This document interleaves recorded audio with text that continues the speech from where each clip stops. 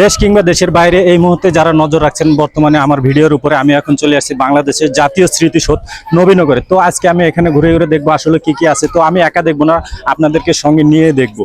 Let's go. তো আমি প্রথমে ঢুকে হাতের ডান পাশে ঢুকে পড়লাম, গেট দিয়ে ঢুকে হাতের ডান পাশে ঢুকলাম।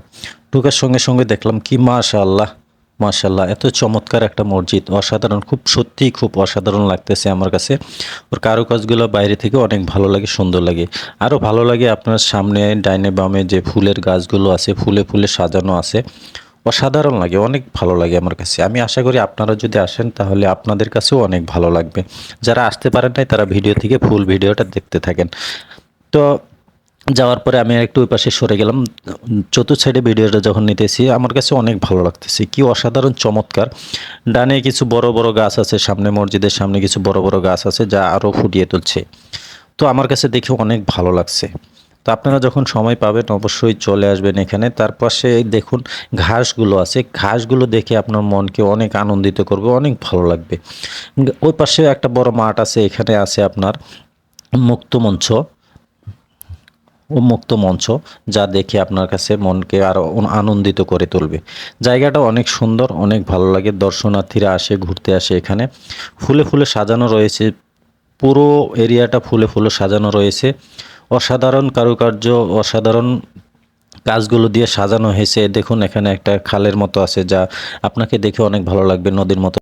ছোট বাচ্চাদের আনন্দ দেওয়ার জন্য এই কাকাটা যেন কি যেন বিক্রি করতেছে। যাই হোক, অনেক ভালো লাগলো আমার কাছে, এই দৃশ্যটা অনেক ভালো লাগছে আমার কাছে। তারপরে আমি আরেকটু চলে আসলাম এই পাশে। এই পাশটা আসে দেখলাম বাহ, অসাধারণ, খালটা অনেক সুন্দর লাগতেছে আমার কাছে, অনেক ভালো লাগতেছে। এমনকি আমি এখন চলে যাচ্ছি আপনার একদম ইয়ার সামনেটা দেখুন, অসাধারণ কত চমৎকার একটা স্মৃতিসৌধের ইয়াটা, যার সামনে পানি রয়েছে। পানিগুলো দেখতে অনেক ভালো লাগে। পানির সামনে থেকে আমি ভিডিওটা করতেছি, আমার তখন অনেকটা ভালো লাগতেছিল। আসলে জায়গাটা এত সুন্দর, এত ভালো লাগে। তো এখানে যাওয়ার পরে আরেকটু পাশে গেলাম, দেখলাম আজ যাই একটু কাছে যাই, কাছে যাওয়ার চেষ্টা করলাম। তো আরেকটু সামনে গেলাম, এখানে অনেক মানুষ ঘুরতেছে, ওরা ঘুরে ঘুরে দেখতেছে। মানুষ অনেক, সবসময় মানুষ থাকে এখানে, যারা যখন সময় পায় সবাই চলে আসে। দৃশ্যগুলো অনেক ভালো লাগে, জায়গাটা অনেক ভালো, অসাধারণ। যে আপনি চলার জন্য যে রাস্তাগুলো রয়েছে সেই রাস্তাগুলো আপনার কাছে অনেক ভালো লাগবে, অনেক সুন্দরভাবে সাজানো রয়েছে।